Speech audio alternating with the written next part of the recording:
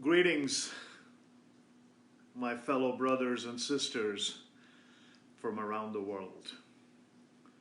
The day is ominous because we call it Good Friday, but it was not good for Peter, who had denied his Savior. It was not good later on for Thomas, who began to doubt what had happened.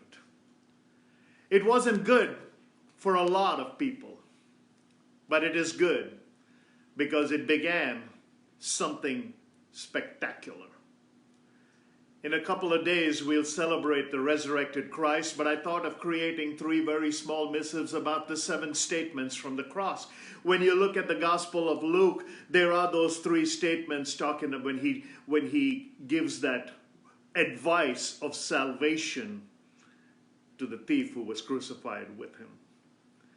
He talks in Luke about surrendering himself to the Father, the reunion. In John, we see the thirst, the distress. We see the agony, but we also see a relationship. Woman, behold your son. Son, behold your mother. But in all of this, we see that those 7 statements create a meditation for us that is very unique in all of human history. But today I want to draw your attention not to the glory of the resurrected Christ, but to the anguish that led to this cross. How did Cicero put it? He says, the very idea of a cross is so cruel that it should be removed from the lexicon, from the ears, from the lips, and I paraphrase, but he goes on to add, he says to bind a citizen is evil. To commit murder is almost parricide, which is like killing your parents. But he said crucifixion, there is nothing that is bad enough that can even begin to be used as words that define how horrible that deed is. And I want to draw your attention to what this cross is all about. You see, on the cross of Jesus Christ, on the cross of which he hung, is some of the most pivotal things that take place that transformed human history for the last 2,000 plus years. There were many ways in which they crucified him. Sometimes they put a small wedge beneath your feet so that you could raise yourself when you gasp for breath, thus prolonging your death.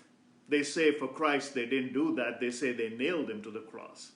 The evidence is not important as much as it is the words that lead up to what he did and why it was so important when he said, "It is finished." It is finished. The words from John that came right after when he said, "I thirst," the distress, begin with "It is finished," the completion. You see, when Jesus said those words, "It is finished," he mastered some things. But before we get there, I want to take you to a poem that Max Lucado wrote in his book, He Chose the Nails. Because I want you to think about how important. I titled this 3-part series, He Chose, He Knows, He Rose. What do you mean he chose the nails? Jesus worked, he was a carpenter's son. Which means, according to Jewish tradition, he would have had to go to Joseph's workshop and work from the age of 15. He did not begin his earthly ministry till he was in his 30s, so for 15 years, he was a carpenter. He made a lot of benches. Ed Silvoso, in his book, Anointed for Business, called him a tekton, which means a skilled carpenter, which means he probably sold some of those benches. But that may be a topic for a different day. But I find it fascinating that the Son of Man, who was also the Son of God, every time he picked up a nail, would have looked at it and realized what it meant. He knew his destiny.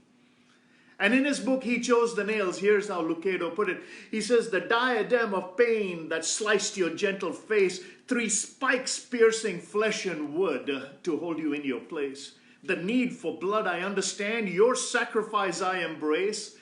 But did it have to be a cross? Did not a kinder death exist than 6 hours spurred by a betrayer's kiss, hung between life and death, spurred by a betrayer's kiss? Oh, Father, you pose, heart stilled at what could be. I need to know, did you do this for me?" That's the beauty of Easter.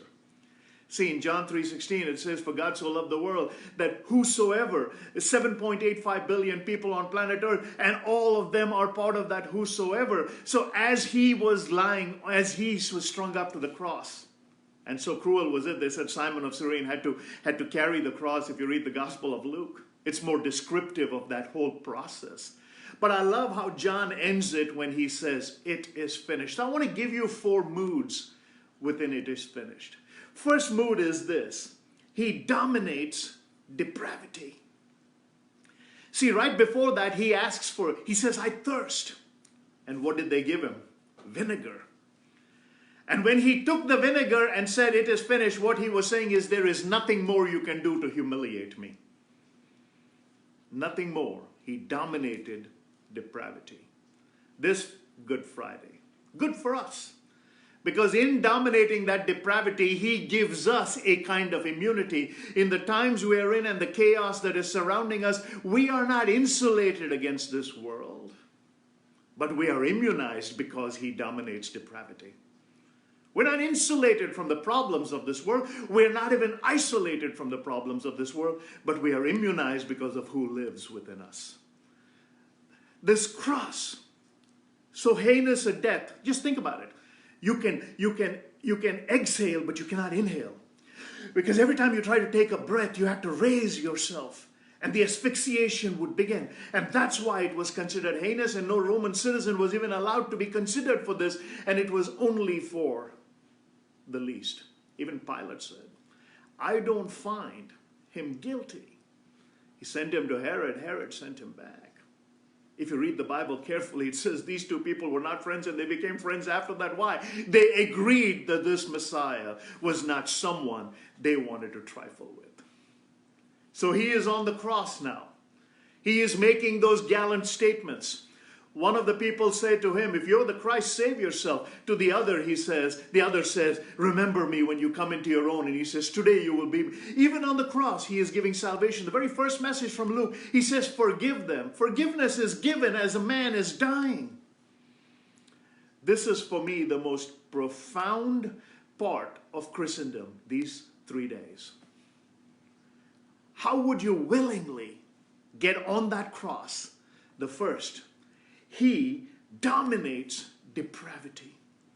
So today, when you read the Holy Writ, when you look at the messages that come across, we're in some deprived times. In fact, when 9/11 happened, the following Sunday, the churches were packed. Unfortunately, during this thing, the churches were empty. But the beauty is, when Easter comes around, we realize how significant that empty tomb was. It was the emptiness that gave us hope. It was the absence that gave us vision. It was the distance that gave us closure. So the first, he dominates depravity because he takes that vinegar and then he's quenched. Which means even in that final act, after he forgives them, after he establishes a relationship, and if you read the Gospel of Mark and Matthew, in that he talks about the abandonment. My God, why have you forsaken me? So there are actually 7 meditations from the cross. That is really, really powerful. The second, he demands dignity. You know, when we read about what crucifixion is and how that physical act actually drains you, they say sometimes they would let you hang there for a couple of days depending on the fact that they wanted others passing by to see the heinousness of that death. And they say there is no way, as you're gasping for breath, the odds are your head would be held higher as you gave it up. But he didn't even raise his head, he lowered it. He lowered it, which would be physically impossible if you were a man being crucified, because as you struggle for breath, there is no way you could be calm. But in that moment, he lowers his head and he demands dignity. Forget the fact that he has just been given vinegar. He takes it when he says, I thirst. Then he lowers his head. Lowers his head in that moment. He demands dignity, saying, even your death cannot make me conform to you, because I'm not going to die the way you want me to die. I'm going to die as I bow down, not to you, but to my cause and for what I was called for. Which brings us to the third thing. He gave up his Spirit. How powerful that you bow down your head and you give up your spirit. And throughout Christendom, I remember the story was told about Bill Bright. Bill Bright, the founder of Campus Crusade, through the last 2 years of his life was carrying that bottled oxygen, a word we hear of a lot, oxygen, ventilators. But Bill Bright, the last 2 years of his life, as he gasped for breath, he says, I don't want to take any pain medication because I want to have at least some semblance of feeling of the pain my Lord went through. And in those last 2 years, he wrote 2 books. So we have some examples of modern Christian heroes who survived with dignity at the very end, ministering to others. But to bow your head and give up your spirit, conquering death. Very few of us will be able to do that. I love it. I mean, I don't love preaching funerals, but I've done my fair share. And sometimes we have to say, you know, as they breathed their last year and went to sleep here, they woke up in the eyes of Jesus. And Jesus, who was the Son of God, is now, after crying out to his Father, after experiencing abandonment, on that cross with great humility. First, he dominates the depravity, saying, it is finished. You cannot humiliate me anymore. You've given me the vinegar. Second, he defeats death. Second, he demands dignity. Third, he defeats death. And lastly, he directs the destination when he says, into your hands. And tomorrow I'll talk about the between, into your hands. But I wanted to give you this picture of what that agony would have been, 6 hours as the world goes dark. Remember, when they strung him up, when they put him on the cross, typically crucifixion lasted a couple of days. He was supposed to be a spectacle. He was supposed to be a spectacle that even the Romans didn't want, and they wanted to wash their hands. But as the clamor and the cry came, crucify him, he willingly goes up there. In that spirit of forgiveness, he offers forgiveness to the thief on the cross. He offers relationship to his mother who's going to be grieving. And I love how Lucado put it. He says, none of us know how much time we have left. If you look at this last week that we call Passion Week, Mary didn't know that 24 hours later she'd be cradling the corpse of her son.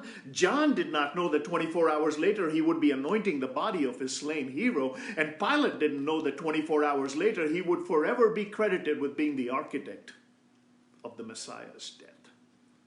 This morning, I was talking to some folks who subscribe to a different worldview. They said, I see a lot of your messages on Facebook seem to have taken more of a religious tone. I said, no, I've always had a religious tone. I've just decided to be a little more vocal about it. And the answer is actually because of that cross. If you remember the hymn, The Old Rugged Cross, that's what it says. It says, on a hill far away stood an old rugged cross, the emblem of suffering and shame. The great Lamb of God leaves his glory above and comes down onto earth to bear that shame. So as much as it is Good Friday and I think it's a holiday, well, we've all been contained. We're all in our homes. But otherwise today would have been a holiday. Many places the shops would have been closed because it's Good Friday. But what is good about Friday is the beginning of the journey that leads to the resurrection. The passion is already done. He has already come willingly into the city to face his accusers. He has already told his disciples that I go away to a place and where I go, I will wait for you. He comes back after the resurrection and appears to people. We know all of that. That is the evidence for Christianity. But this cross is the pivotal juncture. Billy Graham, many years ago, and Ravi Zacharias tells this story about Billy Graham going into the halls of, I think, after post-war Germany, when Adenauer had now become the Chancellor of Germany. He had been the mayor of Cologne before that. And Billy Graham is at the start of his ministry. And the Chancellor is looking at the ravaged ruins of a burnt country that he has now got to give motivation to. And Billy Graham said, there I was. This was the precursor to my audiences with emperors and kings. And I was asked the question about the resurrection of Jesus Christ. And Billy Graham said, outside of the resurrection of Jesus Christ, I have nothing left to preach. And Chancellor said, the resurrection of Jesus Christ is the only hope for humanity. Because you look at any other worldview, God does not die. God demands dignity from you in your subservience of worship to Him. God demands penance from you as an ascription of bonus to Him. God asks you to do all the things so that He would be glorified. And yet, the Savior of the world, who started in a manger with swaddling cloth, is hanging on a cross with just a loincloth. He comes into this world with nothing but a little bit of fabric. And even on the cross, they fight and cast lots for the remnants of that fabric. He comes into the world naked to take on the burden. He leaves the world naked after having taken on the burden. But that cross, without it, you and I have no hope. There's no good. So it's not Good Friday because we get to start something. It's Good Friday because it is finished. Death defeated. Depravity is now dominated. Dignity is demanded. And direction. We have a direction into your hands. I commit my spirit. And then the Father is unified. We are left with the Spirit. But fortunately for us, the 3 days that mark the resurrection are something more important that is not prevalent in any other worldview. God not only willingly dies, but God comes back so that He could be willfully and visibly seen. So that it would not be considered an aberration. It would not be considered the spirit that they saw. He bodily rose. And yet, the humiliation of the cross sometimes gets lost because we are so quick to jump to the glory of Easter and we dress up. Think about it. On Easter, we are known to wear something new because we go to church with our Easter best. We dress up to go, not realizing that naked He went. Naked He came, naked He went, and took on the glory. So today, as we finish, remember, it is finished is the beginning of the beyond that gets us to into your hands, the in-between. To Father, forgive them. I'm reversing the trend because if you look at the chronology of the statements on the cross, John says it ended with it is finished. But Christendom's great glory is not in the goodness of the Friday that we have historically looked at. Think about it. Friday, Good Friday, or whatever you call it, is just an anniversary. Otherwise, He'd have to die every Friday. That death was momentous. It was magnanimous. It was magnificent. It was majestic. And it was at the same time morbid. There was nothing easy about it, yet He did it willingly. So today, focus on it is finished. And remember that the depravity that we see in this world was dominated by the risen Christ, even in His death. He demanded dignity, and we should too. Yesterday I was listening to some messages from R.C. Sproul's ministry, and they said something profound. After 9/11, the churches were packed. Would we have the same outcome here? We're seeing, what we considered evil in terms of digital extensions is now becoming mandated as part of how we remain with our congregations. But will there be this overflow of joy for Christianity once this is done? If you have a chance, go and search that YouTube clip of Where is God During This Crisis by John Lennox. But what I want to give you humbly, as a person that many of you lean on for some kind of positivity in this time, is don't look past the agony of the cross before you get to the aspiration and the hope of Easter. Let's connect tomorrow at the same time where we'll bring you another message of the between. He knows. Today was He chose. Tomorrow He knows. And on Easter, He rose. God bless you all and see you soon.